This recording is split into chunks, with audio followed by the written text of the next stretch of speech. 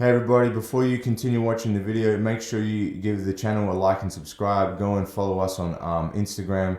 Go and check out all the different social media scenarios. Make sure if you're enjoying the content, go there, like, subscribe, follow, so we can keep putting stuff out. If you've got any questions, leave a comment. All right, make a comment on either of our pages and we'll answer them as soon as we can.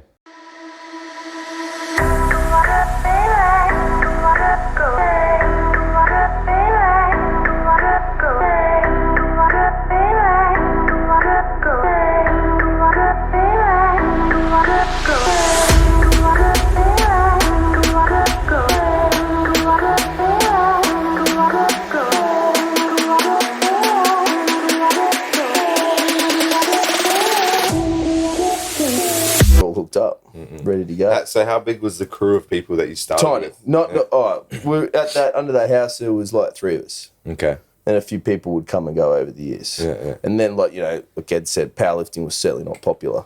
It was like, and the best my way to you could indicate that something's definitely not popular. You go out to dinner with people, right?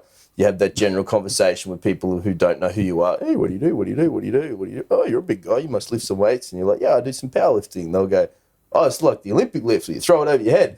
And you're like, because you've heard that 10 times. So you just say, yeah, that's exactly it. Yeah. So then you can just move on. Yeah, you don't have to waste your time talking to someone that have no I've never seen you again. You really don't care what it is. Tell me about you. Then we move forward. And that's where I think is a big similarity between powerlifting and jiu-jitsu is like both came from a very underground. Do you know what I mean? Like not many people doing. And that's actually, I was actually thinking about asking this question, Johnny, like how, because jiu-jitsu, for example, started, there was a few waves that made it more popular. For example, there was first a few crazy Brazilian guys that travel, like the Gracie family went to USA, opening garages. Then you have same trajectory. Then you got the second wave, which is the UFC wave.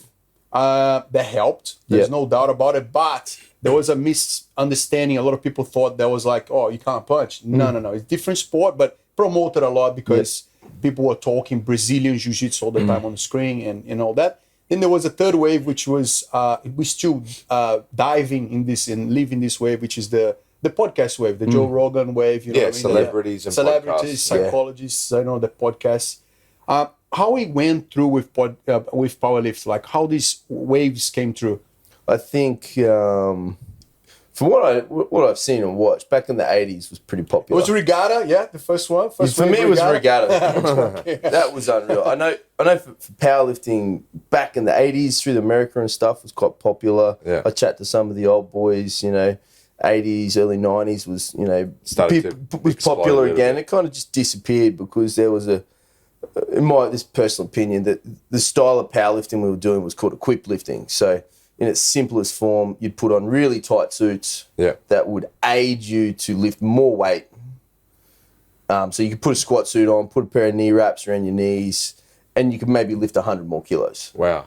Okay. You could put on these other suits that are tighter and thicker, and you could maybe lift 200 more kilos. Really? Yeah. So that's the type of powerlifting was happening when I was lifting, right?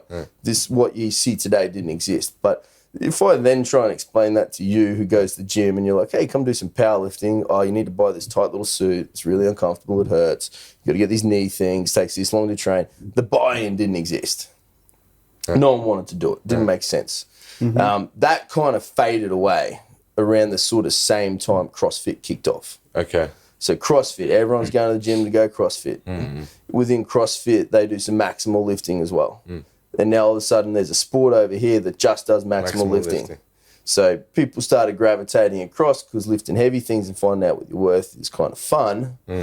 They started coming back to powerlifting. And that's what a lot of powerlifters today will say. That's what's blew it up was CrossFit. That's interesting. That's like an indirect explosion of powerlifting because of another. Like they tried to get away from it and create something else, but it forced them back into. And I would say the same. Not that I have any experience with Olympic weightlifting. Same with Olympic lifting. There's a lot of Olympic lifting within CrossFit as well. But it'll be the same with jiu-jitsu with UFC. It's another thing that has a little bit of the attributes of the other one that then brings it back. But it's just interesting what makes it so popular because I don't think there's been that big an increase in people wanting to box. I don't think there's been that big of people wanting to go and do circuit training. I don't think there's been that big an increase of people wanting to go and do kickboxing or Muay Thai. I think it's interesting. I think the reason that jiu-jitsu got popular is because you can go 100%, you really see what it is, and there's no hiddenness behind it. And with the weightlifting stuff, people are primal, man. They want to see how much they can lift. Yeah. They want to see how strong they are. Yeah. That's why they do this stuff, man. Thanks for watching the video, guys. Hope you enjoyed. If you did, make sure you give it a like, subscribe, and a follow. Check out all our different social media platforms. There's heaps of content coming out. There's different snippets and content on different platforms. So make sure you're on everything. And again, if it helped you out, recommend to somebody else, and hopefully it'll help them out too.